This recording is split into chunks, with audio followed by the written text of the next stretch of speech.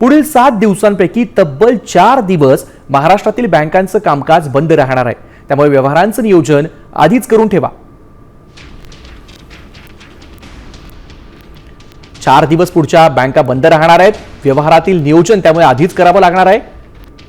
बँकेची कामं काही असतील तर त्या संदर्भात तुम्हाला आताच नियोजन करावं लागणार आहे, कारण चेक क्लिअरन्स आणि रोख व्यवहारांसाठी केवळ 2च दिवस मिळणार आहेत। मात्र एटीएम, यूपीआय आणि नेट बँकिंग सेवा सुरूच राहणार आहे।